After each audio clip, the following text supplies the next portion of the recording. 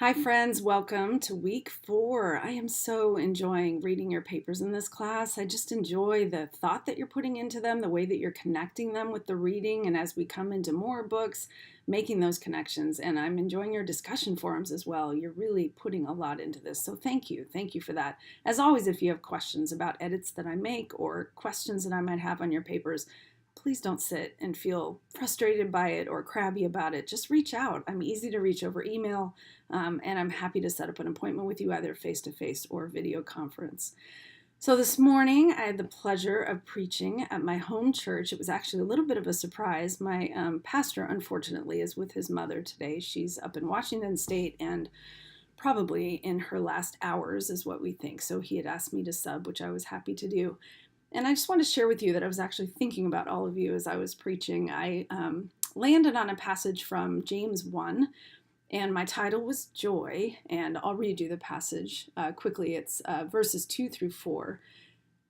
Consider it pure joy, my brothers and sisters, whenever you face trials of any kind, because you know that the testing of your faith produces perseverance.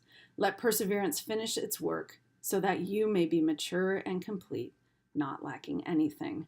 The way I approached the sermon was to tell three actually rather difficult stories of loss in my life. I had a best friend who was murdered when I was in my 20s, another good friend who was killed in a bicycle accident. He was actually run over by a cement truck that turned right in front of him, and he was going straight on his way to work at HP, and it was just horrible. It hit the front page of the newspaper where I was living in Colorado. And then my older brother, when he was 49, went for a run and fell over and died of a heart attack, which he was in incredible health. So it was a surprise to all of us and very difficult for my family and for me. But the point of this sermon really was to talk about what James is talking about here, but to suggest that as Christians and as Christian leaders, which is what we're looking into in this course, we are commanded to be joyful. And I had way too many scriptures probably that we were popcorning around looking at throughout the service this morning, where we are commanded to be joyful and to accept this gift of joy, of love, of the fact that we are loved to begin with, that we are filled with the love of the Holy Spirit, and that we are asked to share that love, commanded by Jesus to share that love with others. And it was interesting this morning to look around the room and actually see the tears as I was speaking, only because I think people, when you tell your own hard story, they go to theirs, right? Which is only natural, and for some was perhaps painful. But to look around the room and think, these are people who are walking under weights.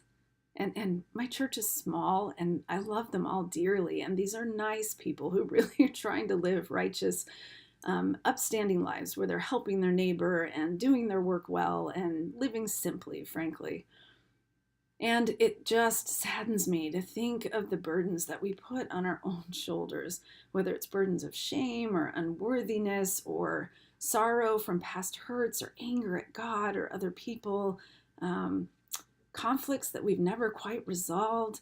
Gosh, there are some days when if I'm in a city that has a subway, when I'm traveling for conferences or I'm on a bus or even walking in a busy downtown, which I love, actually. I just love the energy of other people. I'm an extrovert. I like to be out there. I kind of draw energy from other people. But there are times that I think I can feel what it must be like just for a moment to see it through God's eyes. And there's joy in it and excitement in each individual that you see and what they are built to be, and so perfectly built. But there's so much sorrow in the way that we shame ourselves and shame each other and carry burdens that we are absolutely not asked to carry. So I just hope that you'll consider, maybe relook at this passage from James 1 and consider as leaders, whether or not you're in a place where you can talk about your faith in your workplace, and I know that a lot of people aren't. Whether or not you're in a place where you can talk about it, how do you live it? How do you present a life that is grounded in joy, not in obedience to a faith that has a whole bunch of rules or in guilt over things that you should have done, or whatever all those negatives are, hypocrisy, the things that people assume about Christians. But how do we walk in a way that when people are in a hard place, the first person that they want to seek out is a Christian, because they know that we are the people who are joyful. We are the ones who will spread it. So what can you do in your workplace this week, even today, as you go about your day, whether it's morning when you watch this or afternoon or nighttime? If there are people in your home, are you bringing joy? If there are businesses that you frequent or that you need to go get gas, or whatever it is, are you bringing joy? And I'm asking myself the same thing. It's hard to do it at every moment. And as I shared in my sermon this morning, there are times when I'm hungry or I'm tired or I'm in a hurry and I've got my self-described checklist that I've got to get through, that it really, really feels difficult.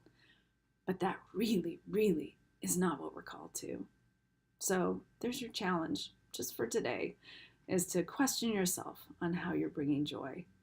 Let's keep talking. I'm excited to hear what you have to say about the TED Talk for this week and to see your papers.